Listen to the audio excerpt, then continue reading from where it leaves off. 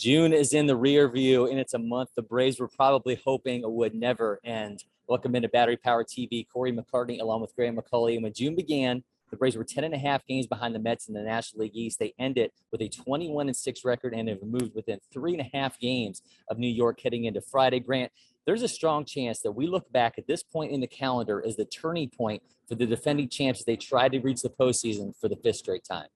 Yeah, and I think that's what Brian Snitker had to say. Even though you had a disappointing loss to close out the month, it did not take any of the shine off of the fact that the Braves had the most wins in any single month in 2 decades and one of the best months in franchise history. And that is the kind of thing I guess you need when you're sitting 10.5 games out of first place heading into the 3rd month of the season. I mean, Cory, the Braves year really felt like it needed something drastic to happen. And that's exactly what went on with that 14-game winning streak. And we've seen a lot of guys come to life. We've seen a lot of guys step up. We've seen the Braves overcome a lot of different things. And not everything's clicking, but so many things have gone right for this club this month. It has you feeling pretty good about their trajectory. And, of course, we know there's a laundry list of players who should return to the Braves, hopefully at some time within the next few weeks or months, that could make this team even better. So 3.5 games out after starting the month, 10.5 games out. This is quite some work that the Braves have done over the past 30 days. Yeah, I mean, obviously that 14-game winning streak, it included the Diamondbacks, Rockies, A's, Pirates, Nationals. But at the end of the month, I mean, you think about 6-4 against the Giants, Dodgers, and Phillies. Obviously, Dansby Swanson looked like an MVP all month long. Max Fried looked like a Cy Young contender. And if you want to give either one of those guys your nod as the Braves' best player in the month of June, I will not disagree with you. But to me, and we talked about this before, I think it was rookie Michael Harris II. He debuted May 28th. Then he turns into a June that includes a 347 average, 4 homers, a 945 OPS, and most spectacularly, 5 outs above average in the outfield, and helps turn that Braves outfield into one of the league's best. I don't think there's any denying the impact that he had, and it was at its full spectrum there in the month of June. Yeah, if you want to go through the list of players that could be Braves player of the month, I think you hit all of those out of the park, and there's really not a wrong decision to be made. I mean, there's been maybe a long time coming for Dansby Swanson to have this kind of prolonged success. I think a lot of people would say that, but this is what you expect out of Max Fried. It's what you needed out of Max Fried. He gave it to you and then some. And of course, Michael Harris. I mean, the Braves knew this kid could play at the big league level, but the question was, would he struggle? Would he have an adjustment period before he found success? And the answers to those things thus far have been no. Has it been perfect? Not yet, but this kid has done so much that it just has you excited about how much better he could become over time as he really gets himself, acclimated to the big league way. And it hasn't taken him very long to figure out that his skills and his abilities play at the highest level that you can. So, that 14-game winning streak might have been against some sub 500 clubs, but you mentioned that 10-game swing against, much better opposition to close out the month. The Braves took 3 out of 4 from the Giants. They could have very easily swept that series. They had a crazy one kind of get away from them. They were a couple of inches away from taking 2 out of 3 from the Dodgers, and they won a series against the Phillies, albeit, without Bryce Harper, but the Phillies are in a place where their backs are going to be against the wall for the rest of the year because they're not going to have their best player around.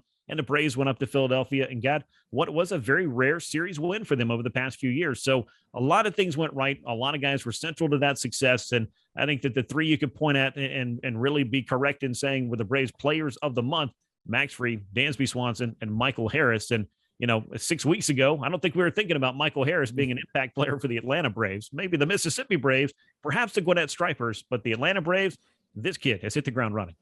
Of course, Ozzie Albies was lost to a broken foot during this time period, but I don't think there's any arguing. This was the run where the Braves put the rest of the league on notice. Meanwhile, putting the league on notice, a week after Freddie Freeman's return to Atlanta, it's a story that won't die.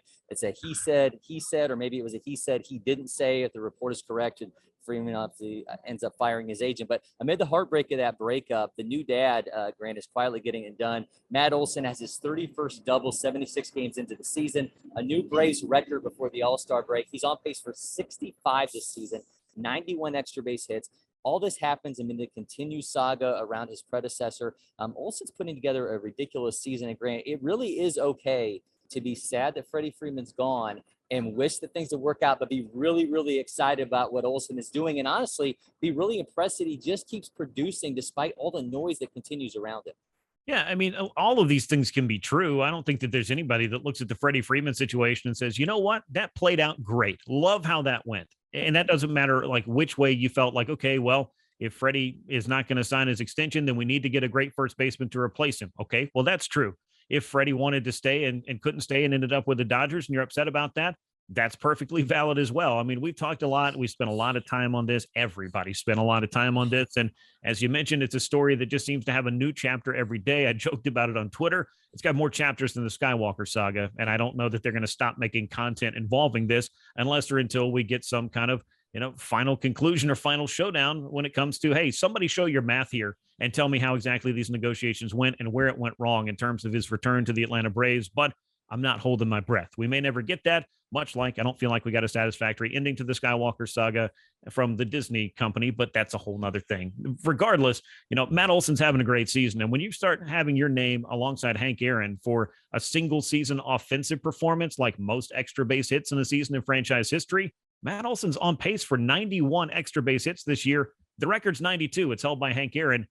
Will he get there? I don't know. Will it involve 60 doubles? I don't know that either, though I have doubts that all of those doubles are going to pile up and he won't start hitting some more home runs, which we've seen at the end of June as well. But I do think that Matt Olson, despite all of that other drama and all of the other noise, has been making a pretty good first impression. But in saying that, I also feel like the best of Matt Olson is still to come. The Cardinals, Paul Goldschmidt is the favorite right now for NL MVP. He has 7 fewer extra base hits than Olson does. This guy's just been an absolute machine in that department. Olson did, however, not make the cut among those going into the final phase of the AllStar voting. The Braves are going to be well represented. Ronald Acuna Jr. automatically moves on with more votes than anybody vying to join him, or Travis d'Arnaud at catcher, William Contreras at DH, Ozzie Albies at second, Dansby Swanson at short, and Adam Duvall in the outfield. Obviously, Ozzie Albies can't play. There's Contreras only trails the injured Bryce Harper, so it's a really strong chance that we're going to see William Contreras in the All-Star game as well. The Braves have not had more than 4 All-Stars since 2011. We're talking about the potential for 6. And then we're not even talking about Max Fried, AJ Minter, and whoever else Brian Snitker ends up with as reserves. Yeah, the only beef I have with the voting, though, is that Austin Riley missed out in third in favor of Manny Machado and Nolan Arenado. Riley fell less than 45,000 votes behind Arenado for the second spot. So Braves country did their job, but I think Riley's maybe that one guy that feels like a snub right now. He might, but then again, we don't know what kind of alternates could be named. And with Brian Snitker as the skipper of the Braves, as you mentioned, it could be a very Braves-heavy all-star kind of game and all-star festivities for the National League this year. And, of course, when you win the World Series last year and bring a lot of that team back, and some of those guys have good or better years than they were a season ago, there's a lot of excitement around those players, and the Braves fans certainly showed up and, as you said, did their jobs for it.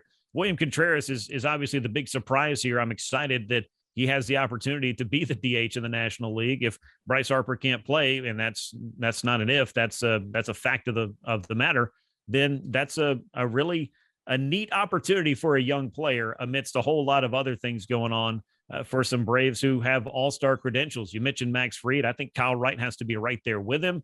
I know AJ Minter's all-star candidacy as a non-closer might be a little bit more difficult, but he's been the Braves' most valuable reliever this year, no question about that. So I do think Riley can get in. I think Swanson's there. Albies clearly not going to be able to play, but a good honor for him to be, recognized by the fans as one of the better players in the National League. It is in a lot of ways, and it always will be, a popularity contest, but this is an exhibition put on for fans to generate excitement around baseball. So for as many detractors as there are to the fan voting, I think there's a lot of pluses for it as well, because it gives you the opportunity as a fan to say, overall, here's who we want to see, and we're going to go out there and vote for it. And, if you don't like it, hey, we'll do another one next year, and you can vote for your guy then. Hey, we could have one of the cooler moments in All-Star game history if William Contreras ends up joining his brother Wilson, who's leading the voting at catcher in the National League right now. So a rough 10-game stretch is behind the Braves, and now turn their attention to the Reds, and they're obviously playing here right behind me this weekend at Great American Ballpark. The Reds in the cellar in the National League Central. They've lost 10 of their last 13.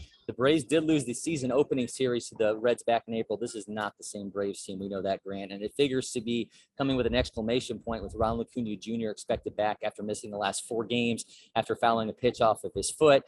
It's back to the start of it all for Acuna. Remember, he debuted here at Great American Ballpark in 2018 where he hit his first home run. He has a .937 OPS in Cincinnati. And, Grant, given his flair for the dramatic, he's probably going to end up making a pretty big impact here over the weekend. Yeah, and Great American Ballpark, I mean, that's a great place for a hitter to get healthy. So hopefully Ronald Acuna Jr. can jump back in the lineup and make up for a little lost time and have himself a big series and help the Braves take a series from a club that they should beat up on. I mean, Atlanta losing, or excuse me, splitting that series against Cincinnati kind of felt like a loss when you watched how the Reds played in the 3, 4, 5 weeks after that. You started thinking, how did we lose to these guys twice? Well, that's baseball. Any team can beat another team on a given night, and the Reds managed to secure that split. But this is a very different Braves team. They're going to be firing Max Fried in game 1, so you feel good about setting the tone for this series. And again, getting Ronald Acuna Jr. back, there's not a bigger boost that the Braves are going to find at the trade deadline or anywhere else than getting a guy like that back in your lineup every single day. So it's going to be fun to watch, I think, as the Braves try to wrap up this road trip and bring a winning road trip home after already taking a series from the Phillies. And then, as you mentioned, with Paul Goldschmidt and the Cardinals, they're right around the corner for a 4th of July week matchup. So the Braves are going to be right back to facing a tough club after facing one that they should be able to take a series from. And, the march toward the All-Star break will include a battle with the New York Mets. So, Corey, there's a lot of fun set up for the Braves over the next 2 to 3 weeks leading up to the All-Star break. Yeah, thanks for the correction there, by the way. It did feel like a season opening series loss to the Reds, considering what the expectations were around this Braves team. But 100%. Yeah, everything going forward, that we've got you covered here on Battery Power TV. So make sure you hit that subscribe button, turn on notifications to get an alert for every new episode. Tell your friends, the more the merrier. We want to make this thing as big as it can be. And also make sure you catch us Sunday nights on From the Diamond on 92.9 The Game in Atlanta. Until next time, I'm Cory McCartney. He's Grant McAuley, and we'll see you soon, Braves Country.